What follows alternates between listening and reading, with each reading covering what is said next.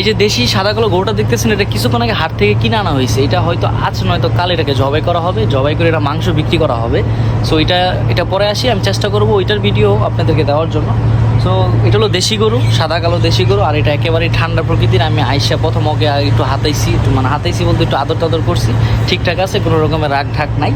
তো চলো ওর সাথে একটু কথা বলার চেষ্টা করি, যদিও এটা হাস্যকর লাগতে পারে আপনাদের যে গরুর সাথে কী কথা বলবো, বাট গরুর সাথে কেন জানি আমার মনে হয় আমি একটু মিশতে পারি, কারণ গরুর সাথে অনেক দিন ধরে মিশা আমার, যেহেতু আমার আব্বু এটার সাথে জড়িত, এই ব্যবসার সাথে, গরুর ব্যবসার সাথে। দেখছেন একেবারে ঠান্ডা প্রকৃতির, মানে অনেক গরু আছে একটু চেতা গরু, কিন্তু আমাদের দেশীয় গরু যেগুলো আছে ওগুলো অনেকটা এরকমই হয়, ঠান্ডা প্রকৃতির হয়। ওদেরকে আপনি একটু হাতাইলে দেখবেন আপনার কিছুই বলবো না। গরুটা কিন্তু একটু ছোটো খাটো, কারণ দেশি গরু আর দেশি গরু এরকম খাটো একটু ছোটো হয়ে থাকে, ওরা বেশি একটা বড় হয় না, কারণ ওদেরকে নর্মালি ঘাস টাস মানে ন্যাচারাল খাবার বেশি খাওয়ানো হয়। আর খামারের যেই বিদেশি গরুগুলো আছে ওগুলাকে বিভিন্ন রকমের ফিড, পরে ইঞ্জেকশন, আরও অনেক রকমের তৈরি করা খাবার খাওয়ানো হয়, যার কারণে ওরা একটু মোটা তাজা হয়ে থাকে। কিন্তু ওদের মাংস তো টেস্ট হয় না যে পরিমাণ টেস্ট হয় আমাদের দেশি গরুর মাংস। বেশি তো দেশি হয়, দেশির সাথে সাথে কোনো রকমের তফাৎ হইব না।